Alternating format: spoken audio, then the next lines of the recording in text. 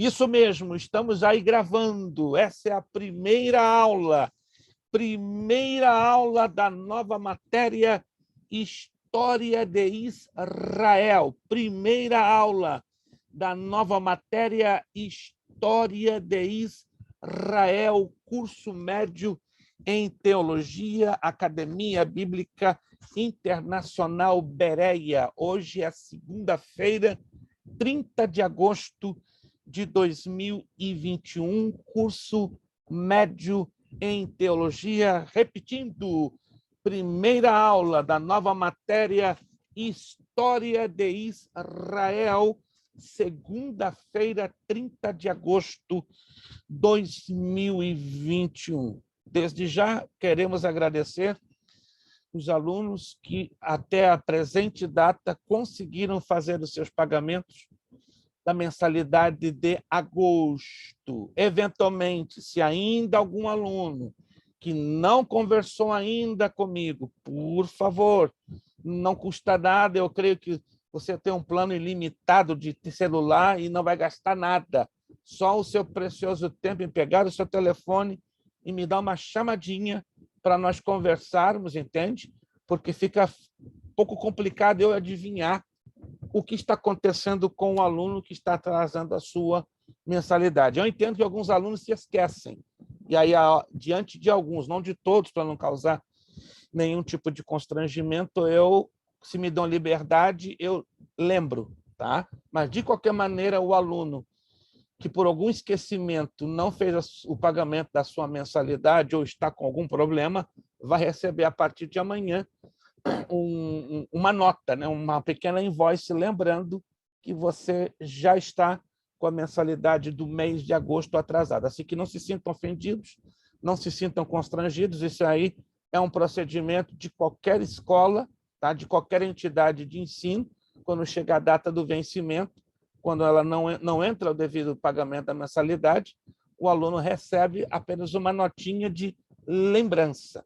Tá? E o aluno que estiver com problemas é fácil, é só conversarmos, né? E aí chegaremos a um acordo para ajustar a melhor data à frente, né? Evitando, como já tenho pedido essa grande gentileza, vamos evitar a acumulação de 3. 2, tudo bem, mas 3 tem causado, eu estou dizendo que alguns poucos alunos estão, infelizmente, acumulando 3 mensalidades, e isto, queiram ou não, está nos causando alguns transtornos contra a nossa vontade. Mas é muito fácil, vamos conversar, negociamos da melhor maneira possível, pronto, você não fica desesperado com a corda no pescoço. É tudo uma questão de comunicação. Creio que vocês já leram uma postagem que eu fiz ultimamente. É muito importante termos comunicação.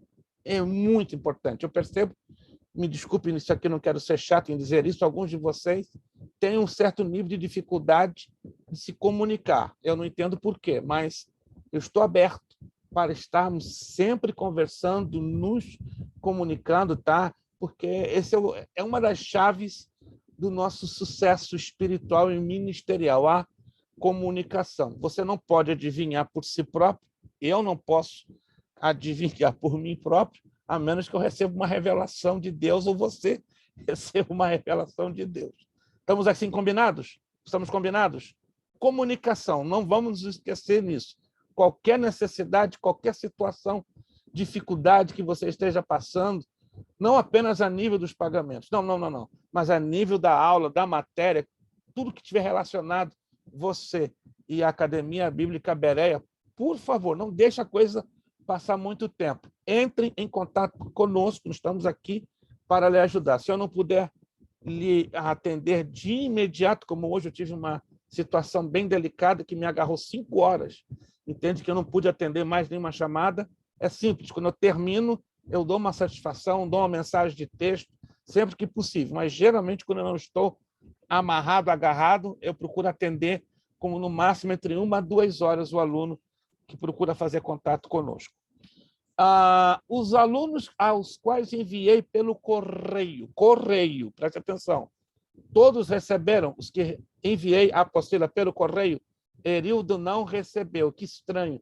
Mandei no dia 20, Eu agora vou estar Eu também não recebi, não, pastor. Muito estranho, muito estranho. Eu mandei exatamente no dia 20 para Eu também não vocês. recebi. Isso aí é totalmente anormal. É importante que eu saiba disso, porque eu não sei o que mais fazer. O correio americano está me trazendo. Bom, é a questão da pandemia. Eu também tenho problemas em receber correspondência. Eu não recebo todos os dias, eu recebo um dia sim, um dia não. E no dia que eu recebo, a minha caixinha de correio fica literalmente lotada, porque é a correspondência acumulada. Vocês receberam um e-mail? O e-mail, pelo menos o e-mail? Isto, o e-mail. Perfeito. Eu peço, então, a paciência de vocês que não receberam ainda a apostila, tá? Ou aqueles que estão aqui perto de nós e não retiraram, vão lá no e-mail. Todos receberam o e-mail com a cópia da apostila? Todos? Alguém não recebeu a cópia por e-mail? É importante também saber se, eventualmente, alguém, por algum problema, não recebeu a cópia da apostila por e-mail. Não, tudo bem. Então, eu sugiro hoje, o aluno que não tem apostila, que use a apostila que eu enviei por e-mail. Tá? Se puder imprimir, imprima. Se não puder, visualize com outro segundo aparelho. Mas é importante que você esteja participando da aula. Os alunos que eu mandei pelo correio, geralmente recebem, né? Comerildo, Irmandei-me, quando recebam, me avisem. Pastor, recebi. Se não chegar, é porque realmente está tendo um problema bastante grave e eu não entendo, né? Como, por exemplo, Irmandei-me está aqui em Everett, mandei no correio de Everett, que é ali colado com a residência dela, e estranho, não chegou. Então, O do Rodrigo chegou. É uma coisa estranha, que eu mandei os dois juntos. Mandei no mesmo dia. No mesmo dia, para o mesmo endereço. Então, acho que no caso de vocês, agora eu vou ter que mandar, se as matérias se sincronizam, eu vou ter que mandar dentro de um mesmo envelope. Aí tem o risco, né? De chegar às duas ou de perder as duas. Só Deus na causa. Mas vamos lá, gente. Vamos procurar contornar essa dificuldade da melhor maneira possível. Ok, temos a apostila. E temos o bloquinho de exercícios. Ele é pequenininho, em páginas, mas o conteúdo são 100 perguntas. 100. Uau, pastor, só quer nos matar? Não. São perguntas de respostas curtas. Se vocês lerem depois com atenção. Por favor, eu peço agora a atenção de vocês. A apostila é uma apostila pequena. Ela tem 26 páginas. Ela é uma redução de uma outra apostila que eu confeccionei, só que ela é enorme, 93 páginas. Óbvio, lógico, que eu não iria usar uma apostila de 93 páginas com vocês, porque eu não alcançaria nem a segunda aula para esgotarmos a matéria. Então, eu fiz um resumo, condensei, apertei ao máximo e chegamos a uma apostila de praticamente 24 páginas escritas. Tá? Então, ela é o suprassumo de um resumo, porque não corresponde à totalidade do que seria necessário estudarmos sobre a história de Israel, que é a nossa matéria. Então, a minha sugestão, não é uma obrigação, tá?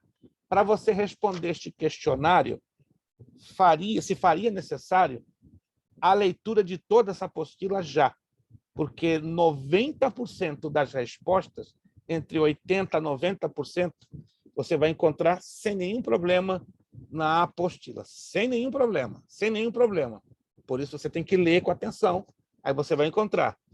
As perguntas que, eventualmente, você não encontrar a resposta, eu sugiro você facilmente entrar em qualquer site de pesquisa na internet que vai te dar resposta, porque são respostas curtas, não tem mistério. Dessas 100 perguntas, talvez 10% tenham respostas um pouquinho longas, 10%, não mais do que isso. A grande maioria são respostas de 2, 3 frases. As maiores terão em torno de 5 a 6, 7 frases, não mais do que isso. Quantos estão entendendo? Quantos estão entendendo? A próxima aula, se vocês se lembram, vamos lá, hoje é 30 de agosto. Quem se lembra, pelo nosso calendário, embora ele foi modificado, claro, né, devido a algumas situaçõezinhas que passaram no meio do caminho, ou tem passado no meio do caminho, mas quem se lembra, vamos lá, qual será a próxima aula depois da de hoje? Abra o áudio e me diga. Vamos ver quem se lembra. Que eu acredito que alguns de vocês vão se confundir. Labor Day? 2 semanas. Hã? Em 2 semanas. Em 2 semanas. Uhum. Labor Day, se vocês se lembram.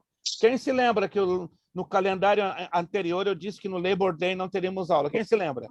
Eu lembro. Isto, Também. então procura não esquecer. A próxima é dia 12, pastor. Isto, então a próxima será dia 13. Anote 12, né? aí, 13. É 13, é. 13. Porque Segunda-feira. 12 é domingo. Domingo. Isso, Verdade. então anote aí, por favor. Eu já tinha falado isso, então a maioria aqui se lembra. Então, graças a Deus, não estou ficando caduca e nem senil da mente. Que o dia que isso acontecer é fácil, né? Irmão Kleber já vai estar me substituindo, né? Ele já é o substituto por imposição. Se eu constatar características que eu estou ficando caduca ou senil, né? A aula seguinte ele assume e leva o barco e vai levar bonito. Melhor do que eu, pode acreditar. Eu sei em quem tenho crido. Aí, depois, se ele for necessário, ele pede ajuda do irmão Gleick. O irmão Gleick também vai levar o barco com toda a segurança, sem medo de naufragar. Pensou? Arão e Ur. Eu não sou Moisés, mas o Bereia médio tem dois braços fortes, né? O braço do irmão Kleber e o braço do irmão Gleick. Então, vocês fiquem tranquilos. Se eu faltar, tem o irmão Kleber e o irmão Gleick aí que vai segurar esse negócio aí com garra e com força, tá bom? Então, anote aí, você que se esqueceu. Próxima segunda, Labor Day, 6 de setembro, não temos aula. Aí voltamos normalmente ao dia 13 de setembro. Por que eu estou dizendo isso? Vocês vão ter 2 semanas para responderem 40 das 100 perguntas. 40. Então, anote aí, da pergunta 1 à pergunta 40, nós vamos corrigir no dia 13. Da pergunta 1 à pergunta 40. Nós vamos corrigir no dia 13. E depois, paulatinamente, a gente vai corrigindo até terminá-las, tá bom? Mas não se esqueçam, tá? Não tem mistério este questionário, porque desse questionário eu vou tirar 10 para a nossa provinha, que ocorrerá no dia 4 de outubro. Então, esta matéria vai ser concluída, se Deus assim nos permitir, no dia 4 de outubro. Anote aí, 4 de outubro é a conclusão, é a última aula desta matéria, História de Israel. Vamos então iniciarmos. Estamos hoje com uma boa presença, né? Alguns poucos alunos, bem poucos. Quero parabenizar a vocês, que de momento, né? Porque isso é uma questão também de ocasião. A turma do médio é a turma que está tendo maior frequência de todas as turmas, né? Mais de 90% dos alunos estão frequentando assiduamente as suas aulas. Assim que meu muito obrigado, Deus abençoe. Parabéns a vocês que realmente fazem um esforço tremendo para estarem aqui. Sei que alguns de vocês têm muitas lutas, problemas, situações de trabalho, mas eu parabenizo, louvo a Deus pela vida de cada um de vocês, pelo esforço que cada um de vocês tem colocado para estarem o mais assíduos possíveis. Vamos lá, História de Israel. História de Israel. Vamos conhecer o histórico. Da onde veio a nação de Israel? É uma nação que realmente nos chama a atenção, mas é uma nação fascinante. É única, singular em todo o planeta Terra. É uma nação que não tem comparativos, que não tem nenhuma que se pareça com a nação de Israel. Vamos lá. Você não é obrigado. Eu vou lançar umas perguntinhas bem básicas para avaliarmos até que ponto alguns de vocês se lembram ou conhecem algo sobre a história de Israel. Primeiramente, significado do nome Israel? São dois. Alguém tem ideia? Alguém se lembra? Alguém sabe? Abra o áudio e responda. Libertador? Não. Não. Aquele que luta com Deus e prevalece, o príncipe de Deus. Maravilha. Aquele que luta com Deus e prevalece, ou príncipe de Deus. Ouviu o significado de Israel? Aquele que luta com Deus e prevalece, ou príncipe de Deus. Se pararmos para pensar a natureza do Estado de Israel ou da nação de Israel, é exatamente esta. Ou não, ou estou errado? A nação de Israel não tem sido uma nação que tem lutado, mas literalmente, estado envolvido em muitas batalhas ao longo dos últimos séculos, mas tem sido uma nação vitoriosa? Quem concorda com isso? Quem concorda com isso? Isso é história. É por isso também que Deus trocou o nome de Jacó para Israel. Exato, exato. Ele prevaleceu com Deus. Exato. Ali no Vale do Jaboque. Jaboque. Quando Isaú, né, estava ameaçando matar o seu próprio irmão pelo fato que Jacó roubou dele, né, o direito da primogenitura. Comprou, né, pastor? Não? Mas Comprou. Na verdade, comprou é o sentido técnico, mas teológico ele roubou. Né? Tecnicamente comprou, mas teologicamente ele roubou. Ah, explica isso, pastor. Porque teologicamente não cabia a ele. Não cabia a ele ser o filho mais velho. Então, tecnicamente, sim, ele comprou, mas teologicamente ele roubou, tomou posse. Como se diz aquilo que você toma posse que não lhe pertence, que não é seu por natureza? Isso chama-se roubo. Pastor, né? Mas não havia uma promessa? Havia uma que promessa. O grande serviu independente da promessa, se configurou numa ruptura no plano espiritual. E tudo que se rompe, se quebra, no plano espiritual traz consequências, não é? Eles adiantaram, né, pastor? Sara e Jacó ali, eles quiseram ajudar a Deus, né? Esse é o problema do ser humano. Eles passou na frente de Deus, ele não esperou, porque Deus ia ter um meio de fazer. Aí está. Ó, irmã Márcia está começando com 4 pés direitos. Se a irmã Márcia tivesse hoje 4 pés direitos, ela já começou hoje com 4. Continua assim, irmã Márcia, que eu já vou dar um pontinho para alegrar seu coração. Eles não esperaram, né? Deus tinha uma promessa, mas eles não esperaram. Só pegar o gancho aqui da irmã Márcia. Isso aqui é interessante. Deus tem promessas, mas as promessas têm que ser cumpridas no método de Deus e no tempo de Deus. Quando elas não são cumpridas no método de Deus e no tempo de Deus, elas vão trazer consequências dolorosas para aqueles que estão envolvidos com a promessa. A teologia chama disso de vontade soberana e vontade permissível. A vontade soberana, ela é uma linha reta. Mas a vontade permissiva é um rodopio, que vai e volta, sobe e desce, vai ali, vai acolá. Chega ao mesmo propósito? Chega, mas causa problemas, dores, consequências que Deus não planejou originalmente para aqueles que estão envolvidos em uma promessa. Deus... Pastor. Um momentinho. Como Sansão, né, pastor? Exato. Deus tinha uma promessa com a nação de Israel, sempre teve. Entretanto, como a irmã Márcia frisou, se adiantaram, quiseram dar uma ajudinha para Deus. E o mesmo problema ocorre nos dias de hoje. Às vezes temos consciência, Deus tem uma promessa na minha vida, não é? Deus tem um chamado na minha vida. Mas a maldita da impaciência ou do orgulho não nos deixa descansar no Senhor. O descaso também, né, pastor? Aí vem o problema da confiança.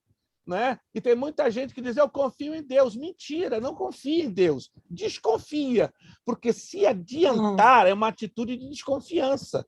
Se Verdade. adiantar, dar um empurrãozinho para o negócio navegar mais rápido, não é? É uma prova de desconfiança. O ser humano, o cristão, não digo todos, mas alguns, não confiam de todo. Eles têm uma dificuldade enorme. Tá? Mas a gente vai tocar nessa tecla e entender que, independente da dificuldade de Israel entender os propósitos de Deus, da dificuldade de Israel ser uma nação obediente, da dificuldade de Israel se encaixar nos planos de Deus, em momento nenhum vemos Deus desprezando a Israel. Pelo contrário, em cada fracasso de Israel, Deus deixa bem claro, eu sou o Senhor desta nação, eu chamei essa nação. Claro, a trajetória de Israel tem sido marcada em muito suor, sangue, choro, pranto, sofrimento, mas esteja certíssimo. Então, certo vive o Senhor e pela escritura que temos nas mãos. Deus não falhou, Deus não falha e continuará levando adiante os seus propósitos com a nação de Israel, apesar dos muitos fracassos que Israel, ao longo da história, tem demonstrado. Irmã Lúcia, por favor, desculpe. Mas ali um erro de 3. Isaac errou, Jacó errou e Rebeca errou. Yeah? Isaac errou porque ele estava vendo que Esaú estava longe, fora, com mulheres estranhas. Rebeca, como a irmã disse aí, não teve paciência de esperar o tempo de Deus cumprir. E também Jacó foi guiado pela mãe, porque ele também fazia bem para ele, ele queria isso. Agora, quando você olha na frente, Jacó não cometeu o mesmo erro. Os primogênitos dele não recebeu a bênção que deveria, né? Como o senhor falou, conforme mandava, ele não abençoou nenhum dos 3 filhos dele como primogenitor. Pelo contrário, eles foram abençoados segundo aquilo que eles foram.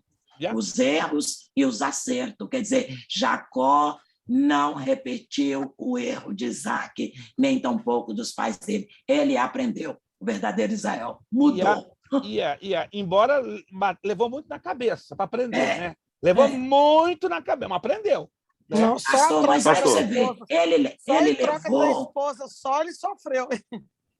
Pastor, sim. Mas Jacó é um exemplo de vida que Deus deu ele a oportunidade de consertar os erros dele e todas as oportunidades ele consertou, porque, para e pensa, o tio dele enganou ele, quer dizer, se estava dentro dele um sentimento de enganar as pessoas, ele entendeu que aquele não era o caminho. Já tinha errado lá atrás. Quer dizer, é um exemplo de vida que o Senhor está sempre nos dando a oportunidade de consertar aonde há o defeito. Eu digo assim, o Senhor nos dá um teste, a gente é reprovado. Daí a pouco ele te dá outro.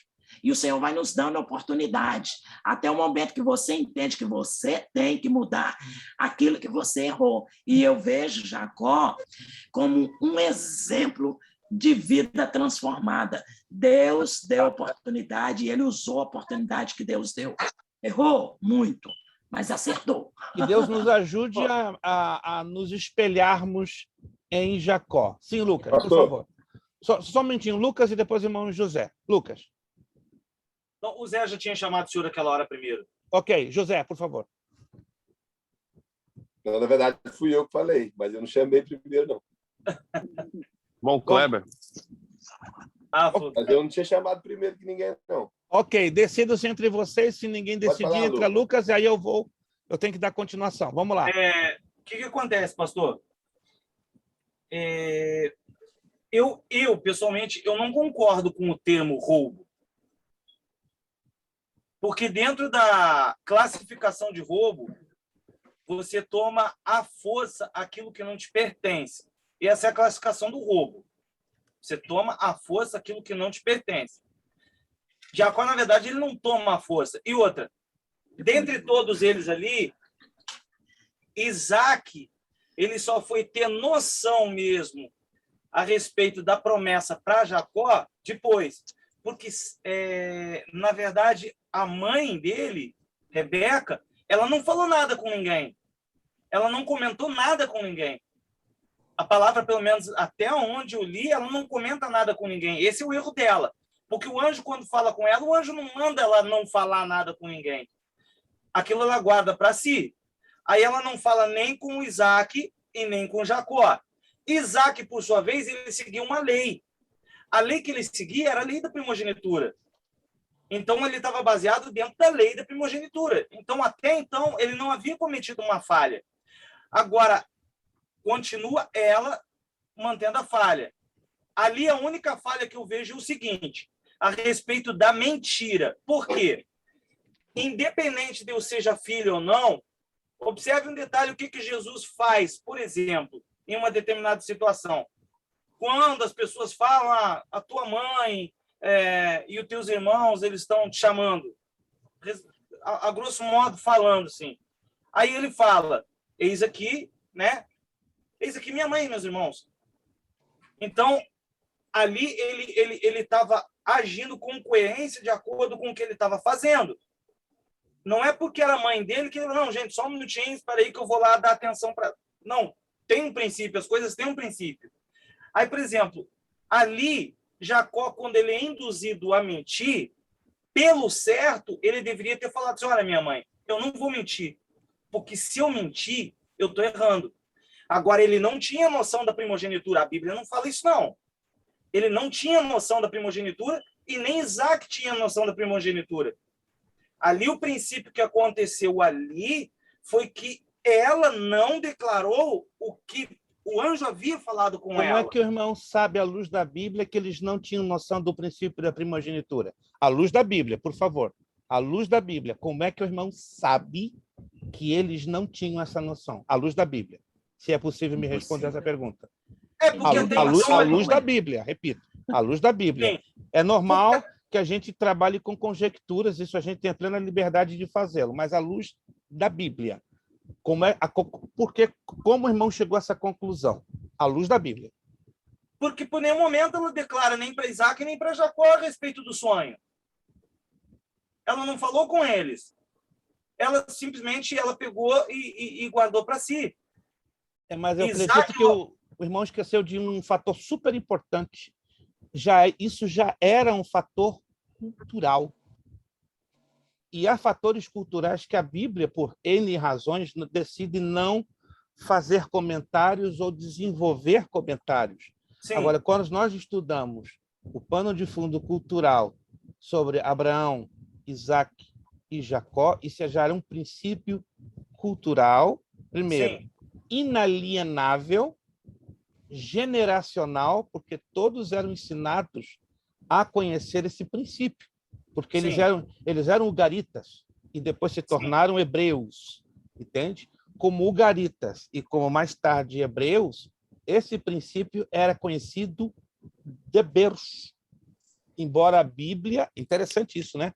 A Bíblia não faz menções detalhadas se eles sabiam, sim, ou deixavam de saber, mas isso já era um princípio. Quando você estuda sobre as nações ugaritas, as nações semíticas, as nações da antiga Suméria, isso já era um princípio. E a Bíblia menciona a questão da primogenitura devido a um princípio já pré-estabelecido. Preste atenção, Lucas. É importante a gente raciocinar. Qual foi o pecado que arrebentou entre Davi e Batseba? O pecado do adultério. Isso já sabemos. Sim. Mas o pecado do adultério trouxe a ruptura de 4 outros. O pecado da mentira de Jacó acarretou vários, incluindo o roubo. Ou seja, tomar posse daquilo que não lhe pertencia. Jacó tinha plena noção do direito da primogenitura. Isaac tinha plena noção dos princípios da primogenitura. Abraão tinha, porque eram sumérios, semitas, ugaritas, e depois isso passou para dentro da cultura hebreia. É muito importante nós não nos esquecermos, gente. Isso é importante demais. O pano de fundo histórico e social da questão da Eu sugiro que vocês façam uma pesquisa, ou se vocês quiserem, eu posso postar uma pesquisa de 7, 8 páginas sobre o princípio da primogenitura. Ele é muito antigo. Ele data em 5.500 a.C. E ele Mas isso é baseado na cultura, né? Isso é um princípio, vou repetir, cultural, que passou a fazer parte do pacto que Deus estabeleceu entre Abraão, Isaque e Jacó. Deus lançou mão de princípios da cultura para afirmar, para consolidar, para fortalecer o seu pacto, não é? Tanto o pacto abraâmico, tanto o pacto isaquino, o pacto jacobino, porque com cada um dos patriarcas Deus foi estabelecendo pactos em particular. O abraâmico é o mais abrangente de todos. Aí depois sai o isaquino, ou seja, entre Deus e Isaque. Depois o jacobino. Depois, com a mudança de Jacó para Israel, que é o objeto do nosso estudo, o pacto com Israel ganha outra dimensão, ganha outro formato. Entende? Então, procure guardar isto. Deus usa certos, não todos, elementos das culturas locais para consolidar os seus pactos. É obviamente que Deus não necessita da cultura local para firmar os seus pactos, mas, curiosamente, ele usa por causa do elemento humano que envolve, entende? E porque Deus é soberano e ele faz como ele quer. Vamos, então, entrar aqui, por favor, na apostila. Essa matéria vai dar mais do que pano de manga. Pastor, na palavra de Deus diz que toda promessa dele tem o sim, né? O sim dele. Sim. Mas, para você ter, tem que buscar, e buscando, tem que viver da maneira que agrada a ele. Existem as promessas, bom gancho da irmã Maria Duva, entretanto, não nos esqueçamos. Existem as promessas condicionais, isto é, estão debaixo de uma condição. Tem as incondicionais.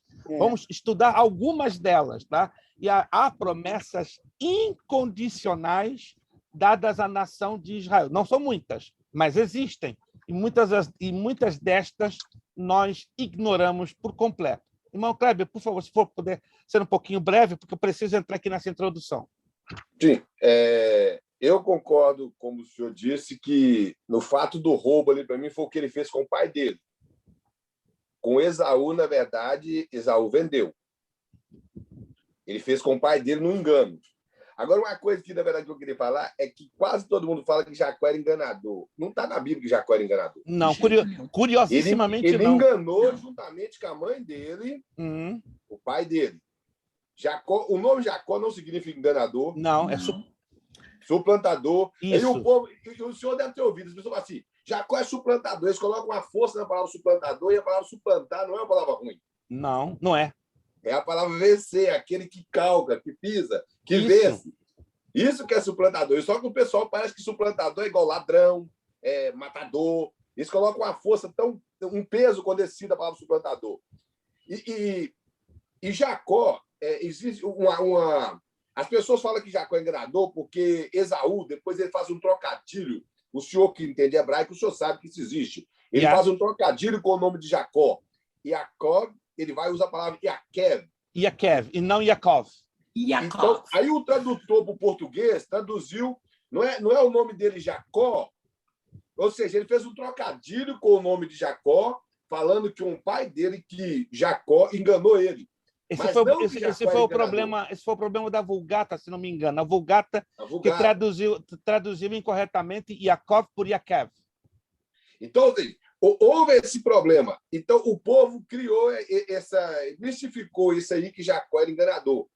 E Jacó, ele é simplesmente aquele que agarra ou aquele que saiu agarra. Na verdade, aquele que veio para vencer. Então, a coisa é. E em Hebreus deixa bem claro, Esaú não era digno da primogenitura nunca. Que ele comparou as bênçãos de Deus como qualquer coisa má. Que o escritor Hebreus fala assim, que não haja alguns impuros ou profanos. Aí ele faz a comparação como Esaú. Então, ou seja, o que é profanar? Profanar é é como que sujar as coisas que é de Deus. E ele teve, ou seja, ele não importou com a primogenitura. Para ele, aquilo como se fosse uma coisa qualquer. Exato, uma coisa leviana, sem valor nenhum. Leviana, sem valor.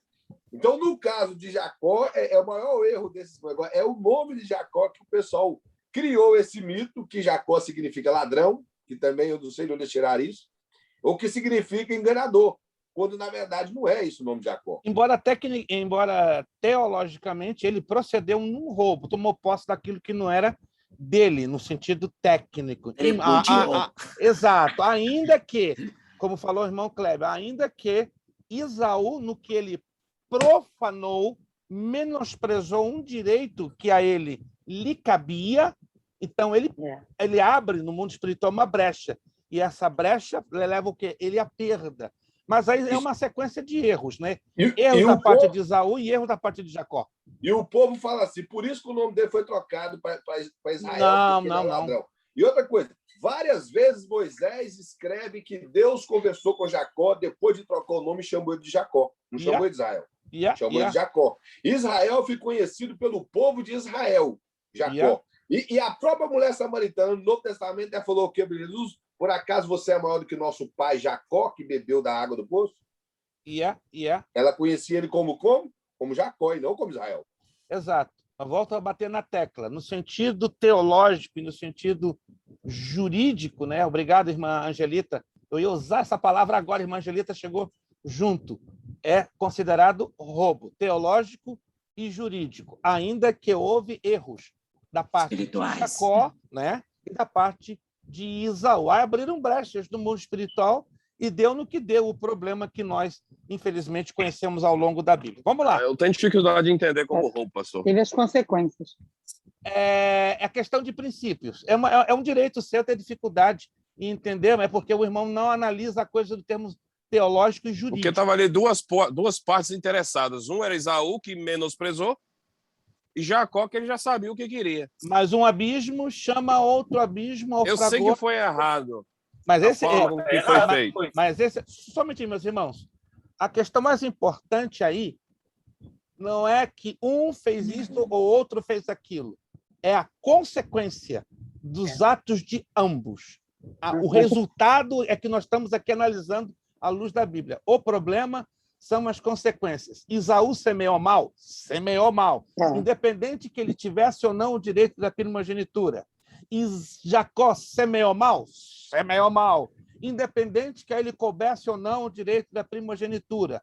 Os dois agiram mal. E os dois acarretaram sérios problemas para a trajetória da nação de Israel. Esaú chorou tanto que depois que o pai dele abençoou o irmão dele, ele chorou, ele queria a bênção. Então, quer dizer, ele sabia que era importante, mas ele menosprezou. Menosprezou, não valorizou. É como na vida, né, recebemos oportunidades únicas. Eu creio que, infelizmente, alguns de vocês, alguns de nós, eu já tive 2 ou 3 oportunidades na minha vida que eu nunca mais consegui de volta. E me arrependo até o dia de hoje. Que é o pior de tudo, oportunidades que Deus nos dá e a gente não volta nunca mais tê-las, entende? Verdade. Foi o caso de Esaú, foi uma oportunidade. Ele menosprezou, profanou, chorou. E agora? A coisa foi tão séria, depois da bênção ser impetrada, mesmo estando sobre mãos erradas, não poderia recobrar. Não tinha como. Pastor, e ele implorou... pastor, ele implorou o pai dele, pai, será que você não tem uma bênção para mim? Quer dizer, não. Ele tinha consciência, mas era insensível espiritual. A profanação ocorreu, o roubo ocorreu. É um pouco difícil na nossa mente a coisa encaixar, porque nós queremos analisar a coisa por lógica. Isso aí é uma coisa que não pode ser analisada por lógica. É o tipo da coisa que não conseguimos entender dentro na lógica. Porque plano de Deus, né, pastor? Exato. Tanto Esaú como Jacó erraram, fracassaram espiritualmente. Mas no fracasso daqueles 2 homens, não houve o comprometimento do plano de Deus. Deus sempre tem, né, vamos dizer assim, um as na manga. Deus sempre tem uma saída de emergência chamada... É igual quando alguns costumam falar a respeito de Sansão. Sansão também gerou uma polêmica danada. A história de Sansão gerou uma polêmica danada. Mas o que acontece? Ali a história de Sansão, Jacó, entre outros, isso é um fato, isso é realmente uma verdade. as pessoas podem até fazer algumas coisas que não agem de acordo com a vontade de Deus. A vontade Mas, soberana, porém, a soberana. É, a vontade soberana. Mas, independente de qualquer coisa, a vontade soberana de Deus sempre vai prevalecer. Sim. Embora Porque, o homem no final vai, das contas, o homem vai trazer problemas, o homem vai gerar aparentes atrasos, o homem vai procurar criar tumultos, mas Deus em tudo é glorificado. Não tem jeito. o Deus, plano de Deus, anyway, em Sansão foi cumprido, não teve jeito. O plano se cumpriu. Deus é glorificado. Gente, vamos sair, senão a gente fica agarrado aqui e não consegue avançar. Bem-aventurado és tu, ó Israel, e como tu, Deuteronômio 33, 29. Por favor, isso aqui tem que ser memorizado. Isso aqui, sim, eu peço, por favor. E essa frase, essas 2 linhas, têm que ser memorizadas. Que você não memorize quase nada dessa apostila. Mas isso aqui, por favor, I beg you, por favor. Há 3 denominações diferentes para a descendência de Abraão. Hebreus, provavelmente por ser Abraão descendente de Éber. Israelitas, relativo a Israel, nome recebido pelo patriarca Jacó após seu encontro com Deus no vale de Jaboque. Gênesis 32, 27 e 28. E, por último, judeu, relativo a Judá, um dos 12 filhos de Jacó, ao qual foi prometido o cetro do reino. Gênesis 49, 10. Isso aqui é importante demais. Hebreu, israelita e judeu. Dá no mesmo, praticamente. Só que aqui estamos falando de etapas na linha da história de Israel, ou nas etapas do tempo da história de Israel. Hebreus é a história mais remota, mais distante, antiga no tempo e no espaço, ligada a Abraão. Israelitas já avançam um pouco no tempo, já saltam 2 gerações, mas ligado à pessoa de Israel ou Jacó, depois do seu encontro com Deus no Vale de Jaboque. E judeu, relativo a Judá, não é? Um dos 12 filhos de Jacó, e que também no futuro, né, se tornou uma nação após a divisão do Israel unido. Nos dias de hoje, o termo judeu está ligado a uma interpretação étnica que nos diz o seguinte: israelita é o nascido em solo do Estado de Israel. Estamos falando nos dias de hoje, não estamos falando no sentido teológico e nem no sentido bíblico, tá? Então, no sentido geográfico, étnico, moderno, israelita é todo aquele que nasce dentro do Estado de Israel. Judeu é o descendente de israelita e geralmente nascido fora das fronteiras do Estado de Israel. Eu não sou israelita, porque eu não nasci dentro do Estado de Israel. Sou judeu porque sou descendente de israelitas. Meu bisavô, rabino, nascido na cidade de Aco, norte de Israel, ele era israelita. Pastor, e todos os judeus são irmãos. E não todos tem como. são, Todos os judeus são irmãos, porque todos são descendentes de Jacó. Todos Exato. são os filhos de Jacó. Não tem como. Os Exato. judeus, todos os judeus são irmãos, independente que eles sejam askenazitas, É. sefaraditas, adinos, brancos, moreninhos, negros, são todos irmãos, porque eles têm o mesmo sangue, o sangue de Abraão, independente, né, do tempo e no espaço. Muito bem, isso aqui é importante se memorizar. Vamos lá. Sendo assim, não há qualquer diferença na designação deste povo. Paulo, olha que interessante, Paulo, melhor do que Paulo, depois de Jesus, impossível, usou para si as 3 denominações, ou seja, Paulo usou a denominação Hebreu, israelita e judeu, quando ele se refere lá em Filipenses 3:4, Romanos 11:1 e 1 de Coríntios 9:20.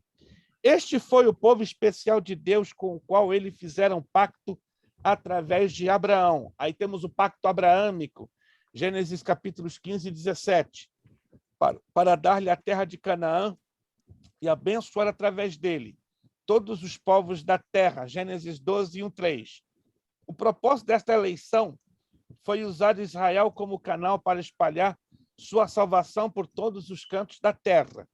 As Sagradas Escrituras foram primeiro confiadas a eles. Jesus confirma isso de uma maneira indubitável, quando ele diz: vim salvar as ovelhas perdidas da casa de Israel. Então, o projeto da salvação, primeiro, Israel era o alvo da salvação. E os gentios ficaram descartados? Não. Deus tinha Exato. Deus tinha um outro plano para os gentios. Mas, como Paulo, no capítulo 11, esse é um dos capítulos mais difíceis do Novo Testamento. Se você nunca leu, eu sugiro que você leia o capítulo 11 aos Romanos.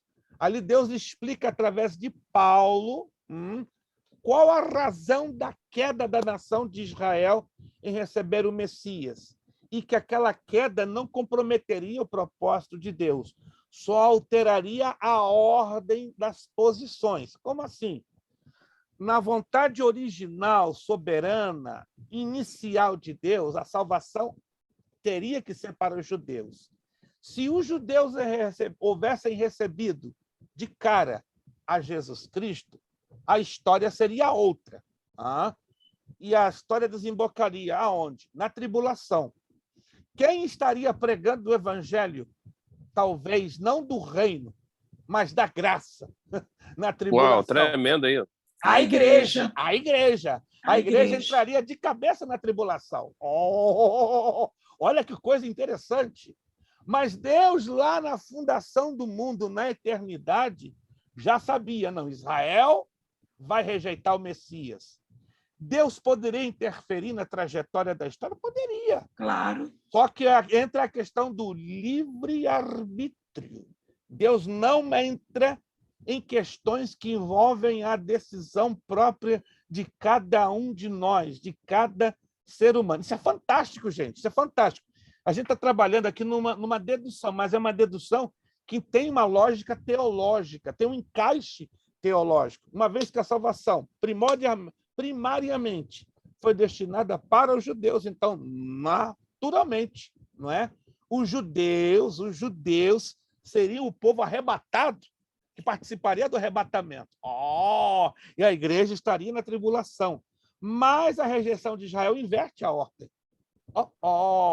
Não muda o plano, só inverte a ordem. Claro, na nossa cabeça, dá a entender que o plano foi mudado. Não foi mudado, foi invertido. Não é? A ordem dos fatores, está ouvindo falar nessa frase? Não altera o produto. Exatamente. O produto é a vontade de Deus ser cumprida. Então, houve a rejeição da nação, a pessoa de Jesus, Deus sabia, não interferiu, e na inversão da ordem, quem passa a ser abençoado com o arrebatamento da igreja? A igreja. E quem entra na tribulação, pregando o evangelho do reino? Os judeus. E no milênio, quem sai ganhando? Todo mundo. Papai do céu!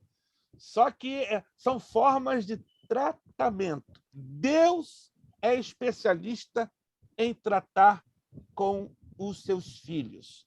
A quem muito é dado, muito é cobrado. Deus deu muito a Israel. Israel fracassou. E Deus, como ninguém, para que o seu propósito não seja frustrado, vai tratar com Israel.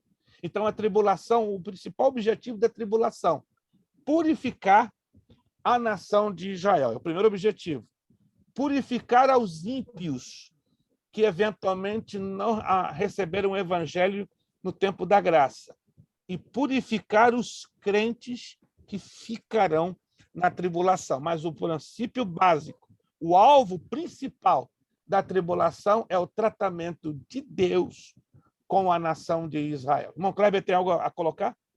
Sim, ficou um negócio aqui na minha cabeça meio vago, que o senhor falou que se os judeus tivessem recebido Cristo como Messias, quem passaria pela grande tribulação para pregar? Isso seria uma conjectura, sim. Não estou fazendo afirmações. Não, sim, é claro. É importante deixar isso claro. Mas não seria uma coisa assim que... Porque se Israel aceita Cristo, não existiria igreja.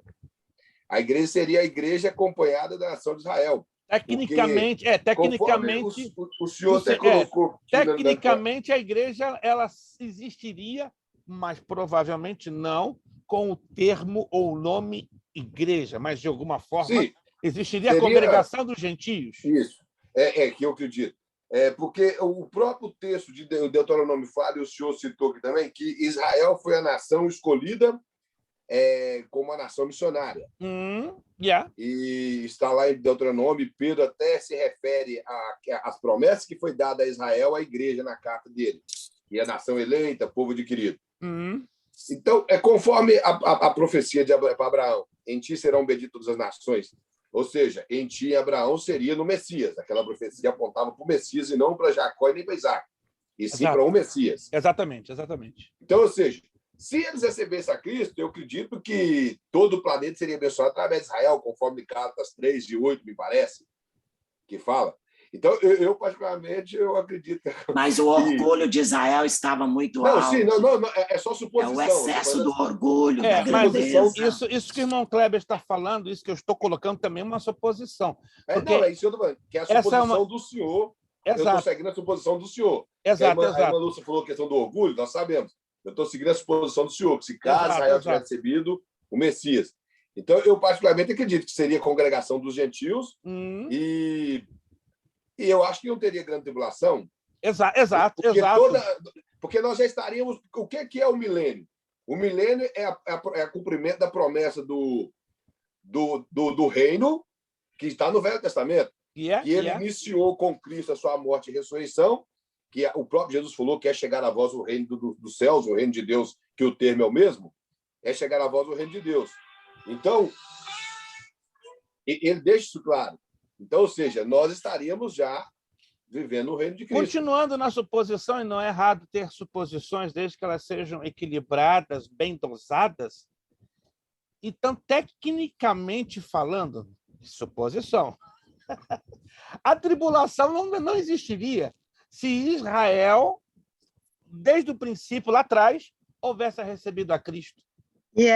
Porque foi Caifás que evitou, entendeu? Que conhecesse a Cristo. Mas aí entra um outro lado. Pastor. Os misteriosos planos de Deus, a nossa mente não alcança, não tem jeito. A nossa mente ela é limitada, ela para num certo ponto e ponto. Porque se as coisas aconteceram ou deixaram de acontecer, eu fico com Deuteronômio 29:29. É lícito que a gente supunha, até deduza, mas toda dedução tem uma margem muito fininha de uma certa incoerência bíblica teológica que temos que ser bem cuidadosos. Rapidinho, irmã, que eu preciso avançar. 11:11, Romanos. Novamente pergunto, acaso tropeçaram para que ficassem caídos? De maneira alguma. Ao contrário, por causa das transgressões deles, veio a salvação para o gentio. Para quê? Para provocar ciúmes em Israel. Mas, se a transgressão deles significa riqueza para o mundo, o seu fracasso, riqueza para os gentios, quanto mais significará a sua plenitude. Respondeu tudo. Né? Então, temos o direito de conjecturar, de deduzir, mas todas as nossas deduções morrem na praia da Escritura. É verdade. É fantástico. Vamos lá. A eles, aos israelitas, primeiro coube a adoção de filhos, as manifestações da glória de Deus, as alianças, a lei divina, o culto e promessas, de acordo com Romanos 9:4. Também coube a eles a tarefa de ser o povo do Messias, o ungido, Romanos 9:5. Tudo isto os torna constante objeto da preocupação de Deus em toda a Bíblia, tornando obrigatório estudar e entender o plano de Deus para este povo. Não é fácil estudar sobre Israel. É um intrincado de situações, de tal maneira que, se aplicarmos lógica para tudo o que tange a Israel, simplesmente nós vamos ficar um pouquinho perdidos. Mas vamos procurar aqui seguir uma linha a mais bíblica e a mais teológica possível, entendeu? E aquilo que a gente não conseguir entender, vamos abraçar por fé, que é o mais importante. Teologia do povo de Israel. Podemos resumir a questão teológica referente aos judeus em uma pergunta. Há ainda algum propósito de Deus específico para este povo após o surgimento da igreja cristã? Ou eles serviram apenas até o início desta era, não havendo mais significado para a sua existência como nação? Essa pergunta vai de encontro a vários pastores que são antissemitas. Não sei se vocês sabem, existem pastores, acredite se quiser, antissemitas, ou seja, pastores que odeiam a Israel, pastores que não são simpáticos a Israel, pastores que estão esperando a cama de Israel ser feita e eles irem para o espaço. Tá? Eu sei disso, não vou entrar em detalhes, por profundo respeito que eu tenho, mas aqui em Massachusetts eu conheço 2. Não vão com a minha cara, acredite. Quando souberam que eu era judeu, mudaram da água para o vinho. Até então, quando não sabiam, mas tinha uma desconfiança, né? Isso me dá uma certa desconfiança. Por quê? E eu pregando na igreja desse pastor por 2 anos a fio, até que um dia ele me faz a pergunta de $1 milhão. Eu não vou mentir, eu sou judeu. Mudou a cara, mudou o semblante, mudou tudo. Mudou tudo. E aí eu perguntei a ele, com todo respeito, senhor é antissemita? E ele foi muito aberto, sou. Não sou simpático aos judeus, porque os judeus mataram a Jesus. Ok, se o senhor está levando isso para o lado pessoal e não bíblico e teológico, aí é um problema seu com Deus, não comigo. Não, o meu problema também é com o irmão. Não, ok, então não seja por isso. Cada um porque aqui... Deus falou para abençoar Israel. Mas... Salvação vem de quem? Salvação vem dos judeus. Mas na cabeça de alguns não funciona, meus irmãos, por incrível que pareça. Pastor, me desculpe, eu acho que a igreja, me perdoa, ela tem um orgulho muito grande, espiritual, em relação ao povo judeu. Eles se sentem extremamente superiores. Eles esquecem que o povo também tiveram numa mesma posição. O orgulho de Israel fez Israel cair. E a igreja hoje se sente um orgulho muito grande, uma superioridade fora do comum. Esse problema, infelizmente, está entre as 2 nações. Infelizmente. As 2. Israel, ao seu tempo, foi extremamente orgulhoso. Depois, infelizmente, a igreja, não digo toda a igreja, uma parte da igreja, perdeu a sua humildade, a sua simplicidade. Então, hoje nós estamos vendo praticamente as 2 nações, né? Ou os 2 povos, quase que lado a lado, dentro da mesma linha de problemática. Mas o importante é entendermos que Deus ama os 2, quer transformar os 2 e quer ter os 2 no seu governo de 1000 anos sobre a terra. Vamos lá. Ô, pastor, só esse versículozinho, prometo que eu não falo mais nada. Não, tranquilo. Não seja por isso, por favor. Ok. Bom, eu vou ler o 17, que eu amo, esse é meu capítulo de devoção, né? Romanos 11. Se alguns, 11:17, se alguns ramos foram cortados e você, sendo oliveira brava, foi enxertado entre os outros e agora participa da seiva que vem da raiz da oliveira, não se gloria contra esses ramos. Se o fizer, saiba que não é você que sustenta a raiz, mas a raiz te sustenta. Ou seja, a promessa que Deus deu de salvação originalmente veio à nação de Israel e não aos gentios. Então, nós temos que respeitar esta promessa original. Independente do que os judeus tenham feito, independente do que os judeus tenham arrebentado, tenham atrapalhado, entende? Porque também, infelizmente, como a igreja, ao longo da história, também fracassou, certo? Fracassou e tem fracassado, assim como Israel tem fracassado, mas Deus é misericordioso em levantar os 2, em resgatar os 2, em transformar as duas nações. Amém. Embora, claro, Deus vai tomar Deus planos diferenciados, procedimentos diferenciados para com cada um deles. Deixa eu aqui avançar um pouquinho. Alguns afirmam que a nação de Israel teve um papel provisório como instrumento dos propósitos de Deus. Este papel terminou com a vinda do Messias ao rejeitar Jesus. Israel teria sido definitivamente perdido qualquer exclusividade diante de Deus, a menos que eles se convertam e se integrem à igreja. Não há nenhuma outra perspectiva dentro do plano de Deus. Muita atenção aqui. Para estes, ou seja, para este grupo de evangélicos que levantam estas deduções, a igreja seria agora o Israel de Deus. Preste atenção. Por isso, as promessas contidas no Velho Testamento dirigidas a este povo não são literais, são geralmente espiritualizadas. Não existe no futuro algum privilégio, alguma distinção em relação aos demais. Os judeus passaram a ser iguais a todos os povos da terra. Do outro lado, muita atenção aqui, estão aqueles que olham a aliança de Deus com Israel como algo incondicional. Embora quanto ao evangelho eles sejam inimigos, recebem um amor distinto do Pai devido à aliança com os patriarcas. Romanos 11, 28, capítulo que nossa irmã Lúcia estava lendo agora há pouco. Isso se tornará evidente no futuro, quando a igreja for tirada da terra. Israel reassumirá seu papel e durante o milênio terá uma posição distinta. Esta visão teológica positiva quanto aos judeus foi realçada principalmente pela restauração da nação de Israel na Palestina. Seu retorno à terra, bem como a reconstrução da mesma, apesar de todos os desejos contrários, obrigou a teologia a uma revisão de seus conceitos. É importante deixar isso claro, que a revisão desses conceitos, eles são feitos de tempos em tempos, sobretudo dentro do teor escatológico. Repito, há conceitos ligados à nação de Israel, que não temos como fugir disto. Eles são revisados, eles são reconsiderados com o passar do tempo, olhados, encarados, interpretados dentro de uma visão escatológica. Porque, vamos ser sinceros, qual a nação que, ao longo dos últimos 3, 4 mil anos, tem sobrevivido a catástrofes, perseguições?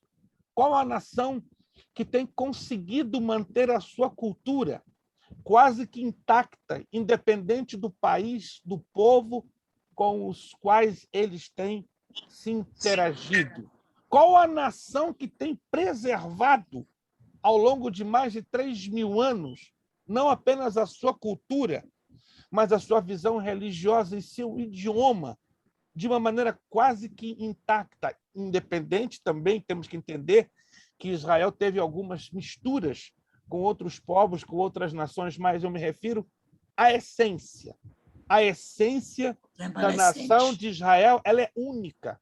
Você não vê isso entre os russos, entre os japoneses, entre os gregos, entre os egípcios, que é uma nação tão antiga como Israel. Você não vê isso entre os árabes. Você não vê isso entre os povos das Américas. Você não vê isso entre os povos da África ou da Oceania. Israel é definitivamente uma nação única, singular, exclusiva.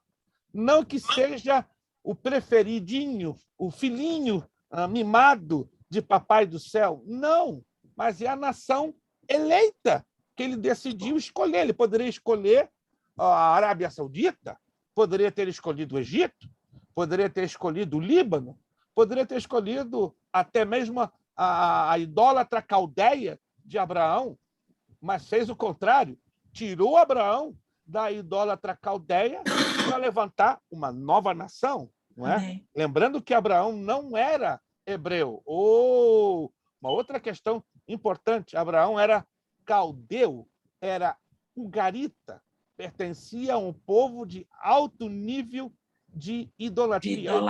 Aí tem várias implicações que, de momento, eu não quero entrar. Mas uma coisa que eu quero deixar aqui também enfatizado, que você já deve ter ouvido isso demais. Igreja Israel de Deus. Alô? Aonde está escrito isso na Bíblia? Que a igreja é o Israel de Deus. Não existe isso.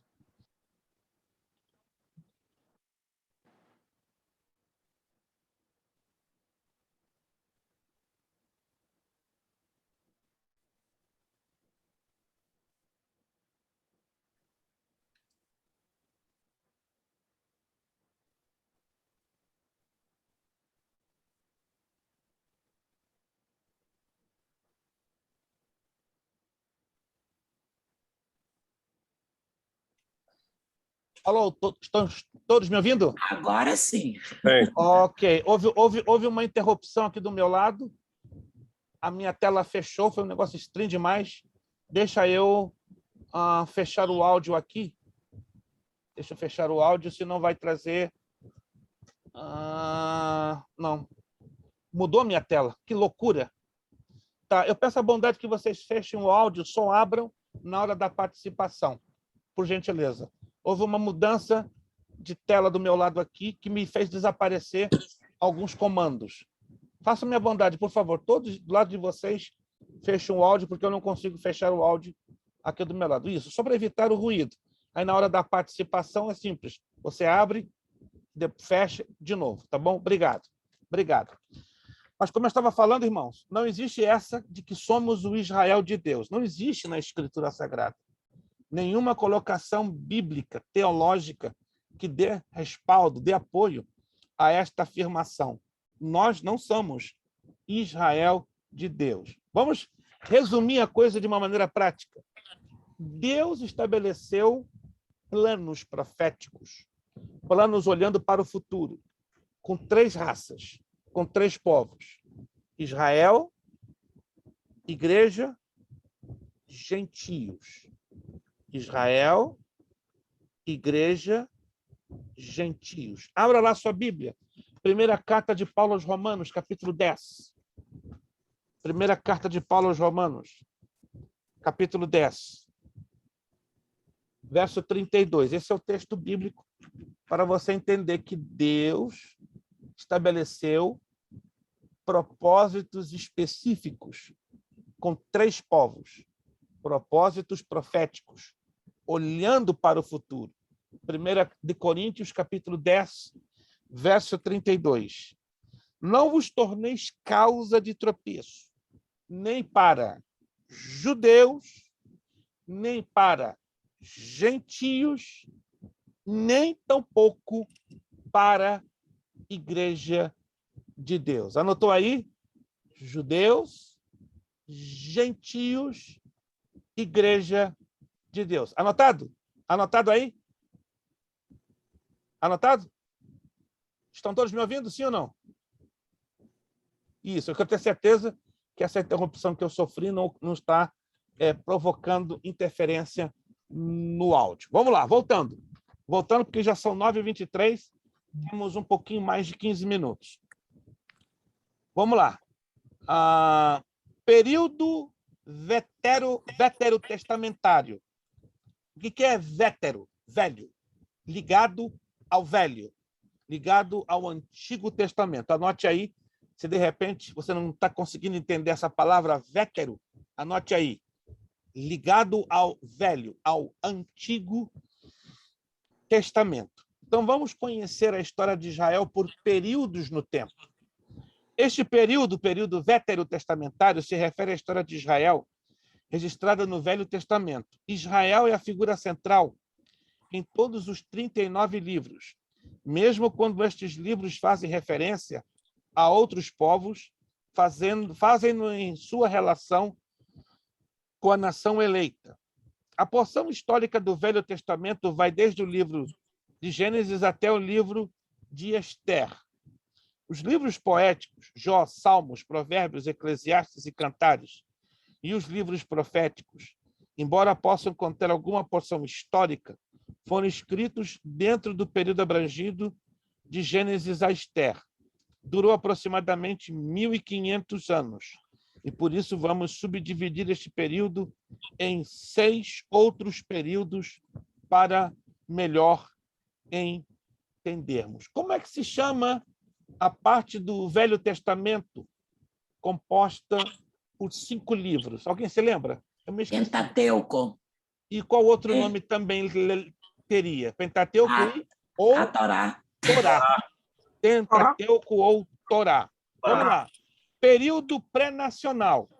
O período pré-nacional envolve Gênesis capítulo 12, versículo 1, a Êxodo capítulo 19. Olha que interessante. Tá? Então, o período pré-nacional, ou seja, antes do estabelecimento da nação de Israel como uma nação, ok, plena, vai dentro desse período. Este período vai desde a chamada de Abraão, em 2002 a.C., até seu estabelecimento na terra de Canaã, por volta de 1500 a.C., ou seja, um período um pouquinho acima dos 500 anos. Durante este período, não podemos dizer que havia uma nação no sentido exato do termo. Para que haja uma nação, faz um highlight aqui, isso aqui é importante. Para que haja uma nação, são necessários, pelo menos, 3 elementos. Um povo com uma cultura única, leis que regulamentem em um território próprio. Se aparece lá no questionário a seguinte pergunta: quais são os elementos necessários para que haja uma nação? Aí você vai responder: um povo com uma cultura única, leis que o regulamentem e um território próprio. Vamos agora entender isso aqui. Esses elementos foram se unindo no decorrer deste período até completar-se. Não podemos dizer que Abraão, Isaque e Jacó, isso aqui pode chocar alguns de vocês. Não podemos dizer que Abraão, Isaque e Jacó formaram uma nação. Para alguns, isso aqui é uma novidade. Tem muito pastor pregando que Abraão, Isaque e Jacó formaram a nação de Israel. Teologicamente, isso não procede. Agora você vai entender por quê. Eles não passavam de beduínos no deserto, indo de um lugar para outro.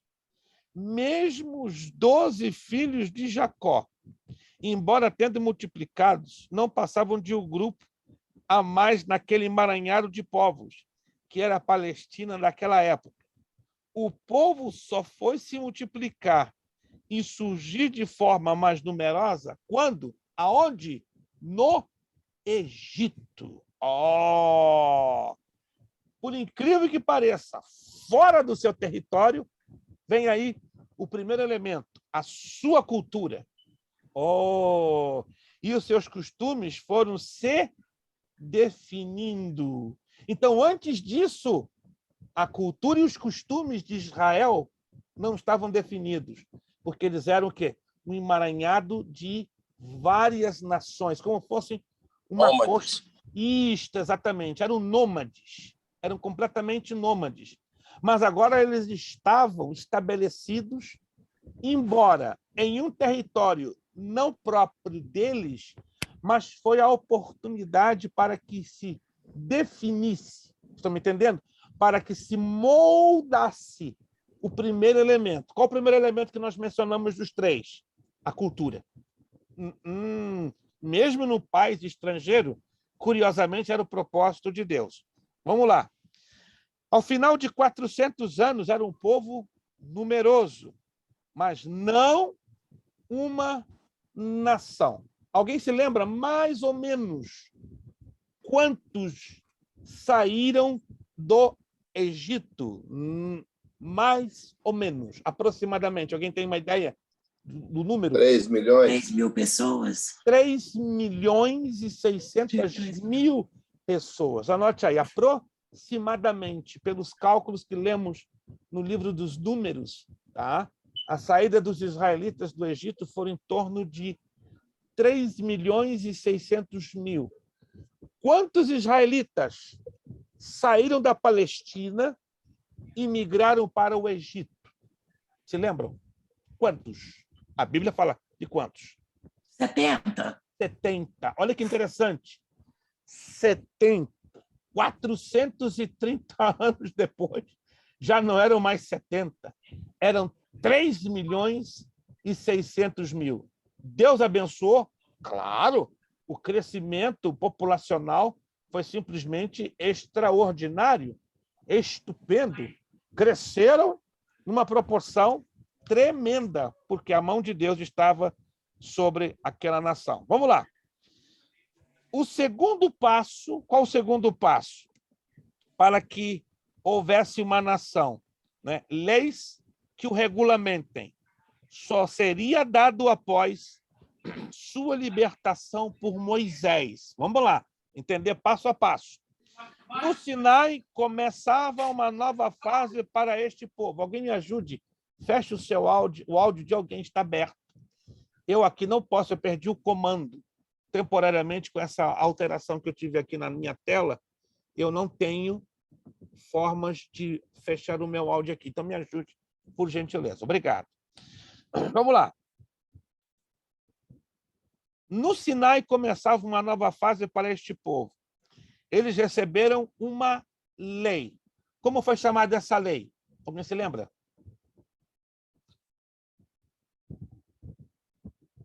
O Decálogo.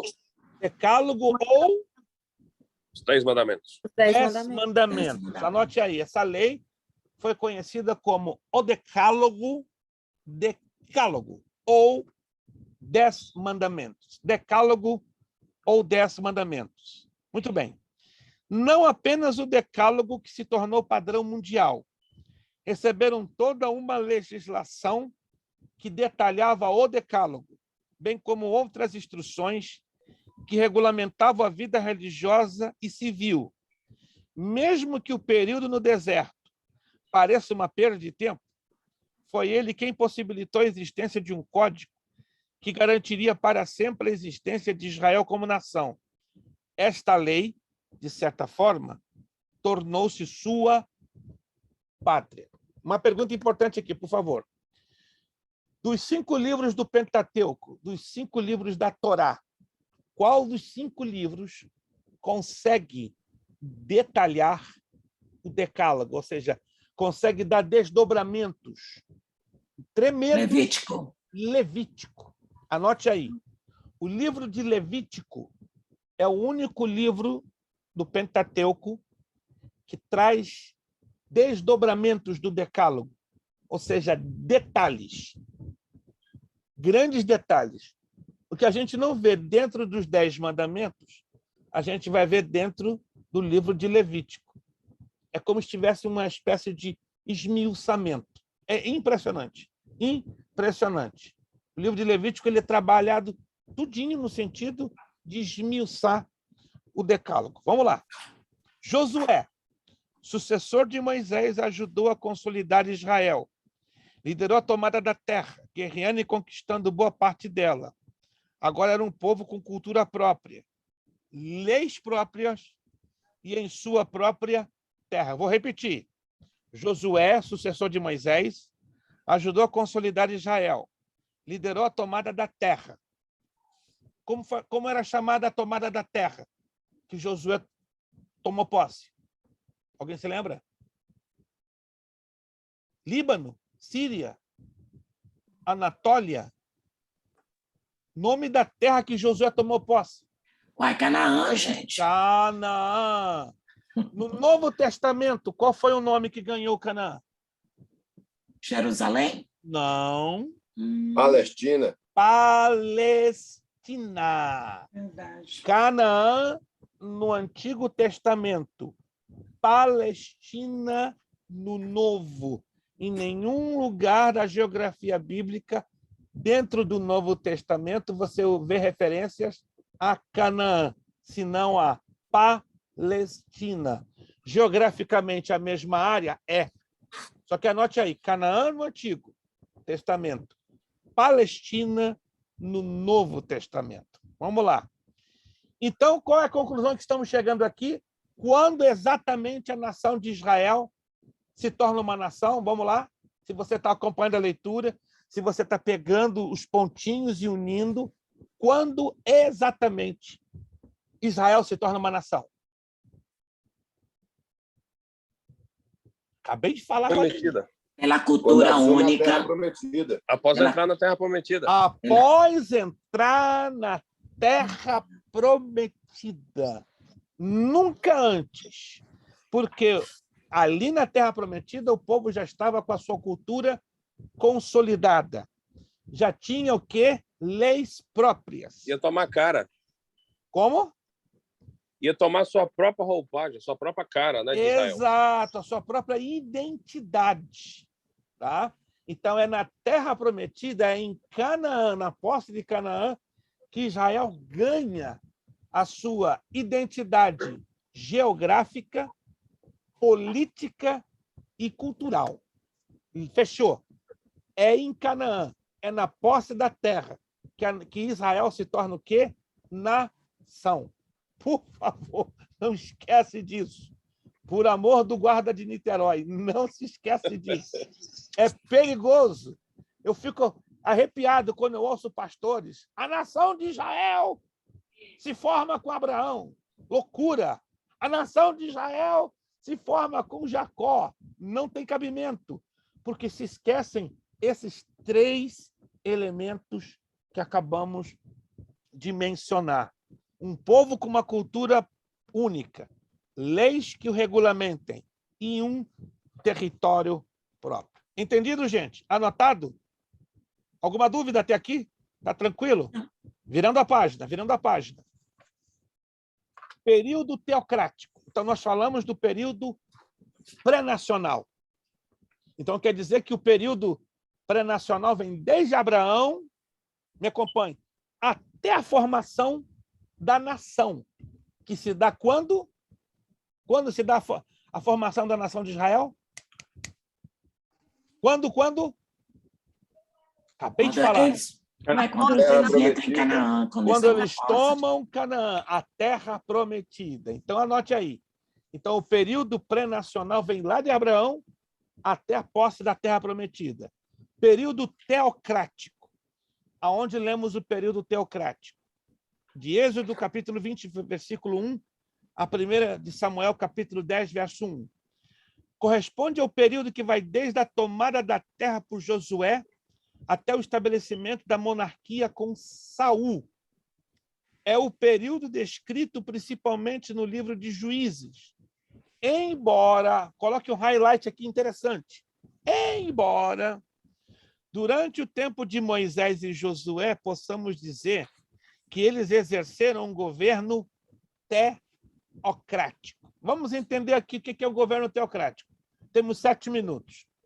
O que é um governo teocrático? O que vocês entendem por um governo teocrático? Vamos lá. Deus governando.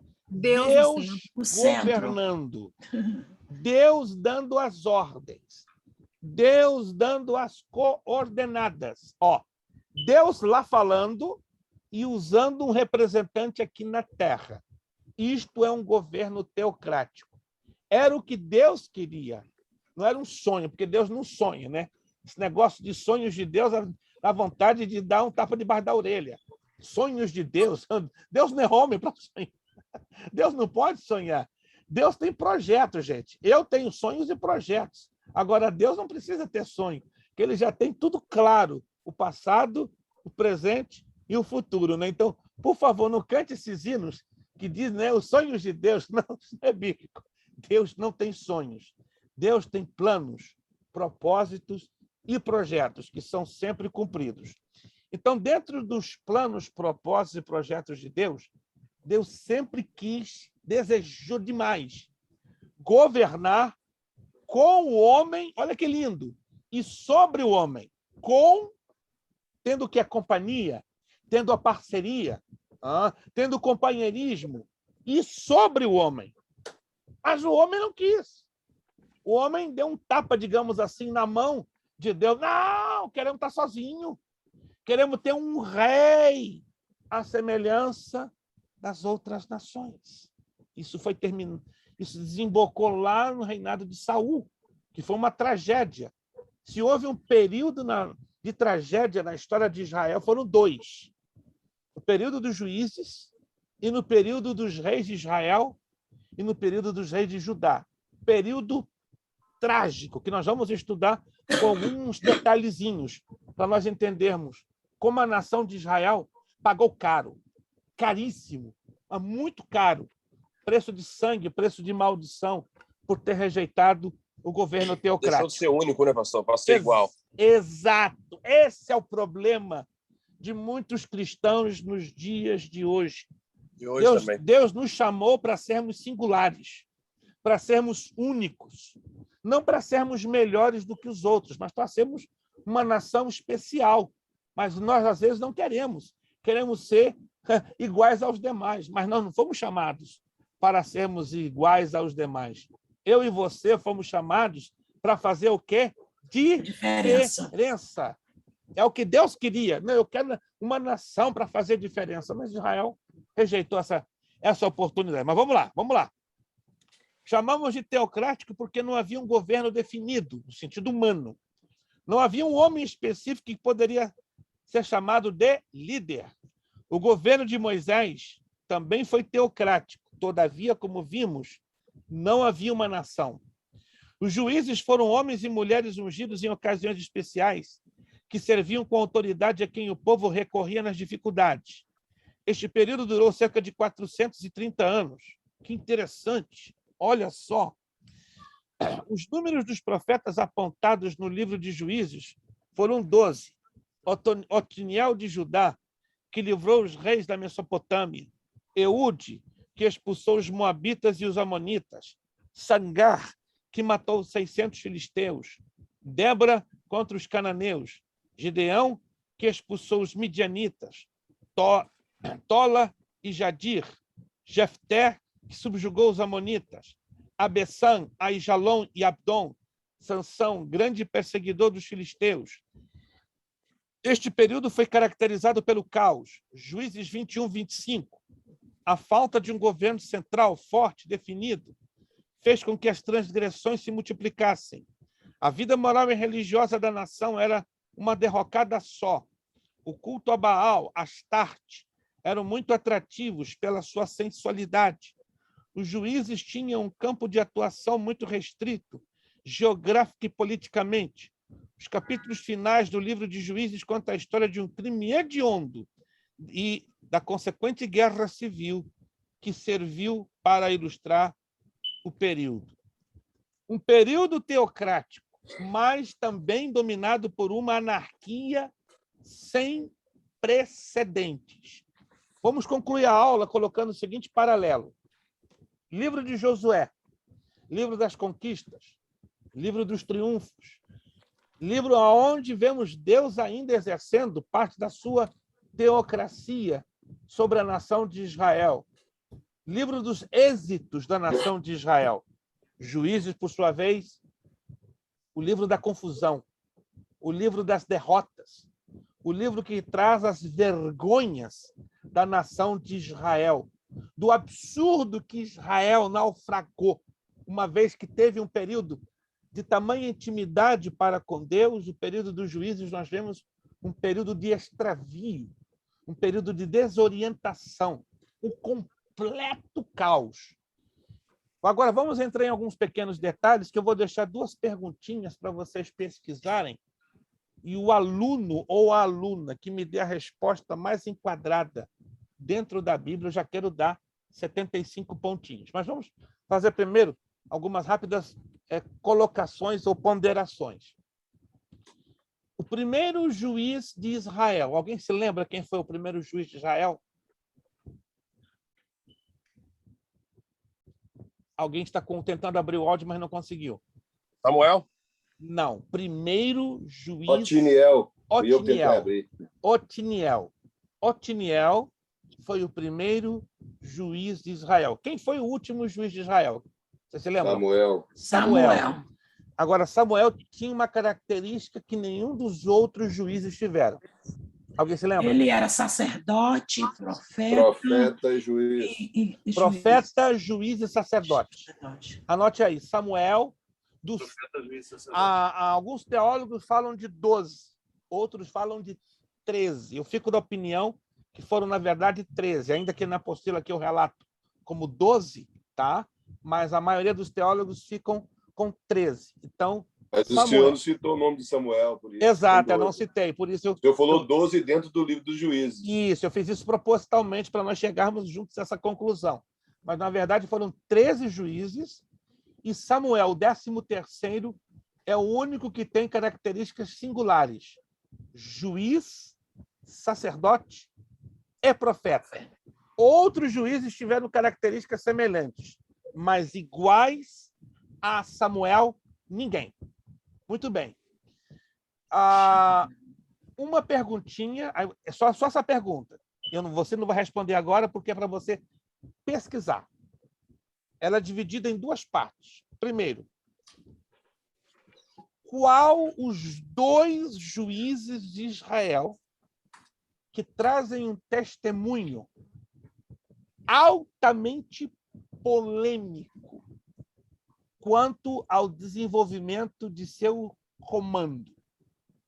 Quais foram os 2 juízes de Israel que trouxeram um testemunho quanto ao desenvolvimento do seu comando sobre a nação? Temos 2, bem com características muito estranhas, até um pouco polêmicas e anormais. Foram 2, somente 2. Da lista dos 13, 2, que nós vamos estudar, embora não vamos ter tempo para estudar os detalhes, por isso que eu estou lançando essa pequena pesquisa para vocês. Tá? E dos dois, explique para mim qual foi o mais polêmico quanto a uma atitude que ele tomou e, ao tomar esta atitude, se arrependeu amarguissimamente. Mas o fechamento da história ela é surpreendente, porque muitos de nós cremos numa coisa, mas quando nós investigamos a fundo, sai outra coisa totalmente diferente. Vou repetir a pergunta. Pergunta aí de novo, por favor. Vou repetir a pergunta. Quais foram os 2 juízes que tiveram no seu comando, no seu período de governo, atitudes polêmicas, atitudes controversiais? Não foram atitudes normais, como dos demais juízes, foram atitudes estranhas, controversiais, polêmicas. E desses 2, qual foi o que teve a atitude mais polêmica, mais controversial, mais anormal de todas, que custou a ele um peso enorme de arrependimento por ter tomado aquela atitude? Mas o fechamento, tá, da história ela é a mais surpreendente de todas, porque a gente tem uma ideia que, por ele ter feito algo errado, no final a coisa deu errado, mas deu de uma outra maneira, que muitos pensam, vamos usar a linguagem popular, deu um tremendo de uma zebra, deu, mas não da maneira como nós, na maioria das vezes, ao lermos o texto, imaginamos que a coisa chegou. Se você acertar, o primeiro aluno que acertar, eu vou dar na próxima aula, não agora, por favor, não agora, na próxima aula, os 75 pontinhos. Tem um que foi polêmico, o ministério todo. Coloquei no chat aí, desculpa. Foram 2. Pastor, podia fazer a pergunta para nós, mandar na message, por favor, porque ok, eu vou passar por escrito. Ficou bem difícil de escrever.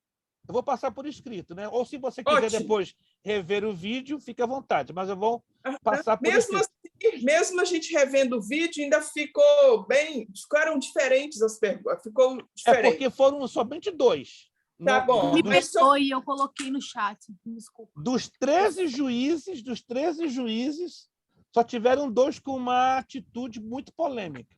Mas já foi colocada aí já a resposta. Isso, muitíssimo polêmica. Não, essa não é a resposta. Não é a resposta. Não. Vocês vão entender. Tiveram 2 atitudes altamente polêmicas. Saíram fora do normal. Totalmente fora do normal. Tá? Já vou adiantar. Não foi Sansão e Jefté.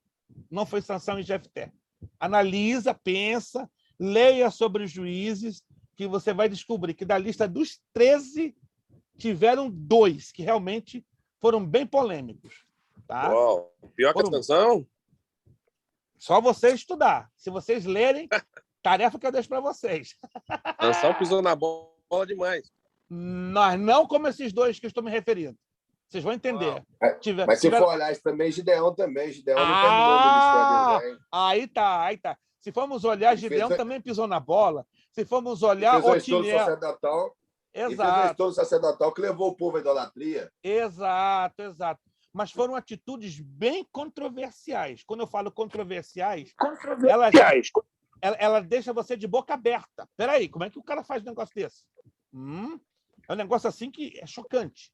Então, esses dois juízes tiveram atitudes que realmente chocam e que quebram todos os parâmetros básicos até de decência e de lógica. Embora Sansão errou, Gideão fracassou, mas esses dois fizeram, olha, que nenhum dos 13 fizeram. Tá bom, gente? Vamos terminar por aqui? Tá?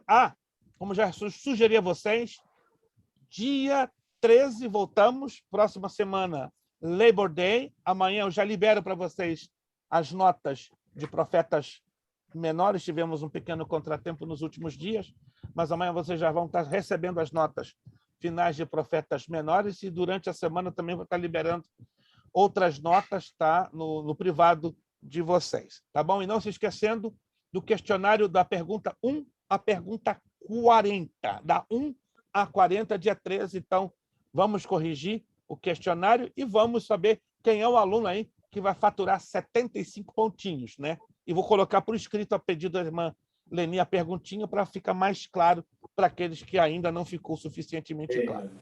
Terminando, então, a nossa aula de hoje, se não há nenhuma dúvida, nenhuma pergunta, ok?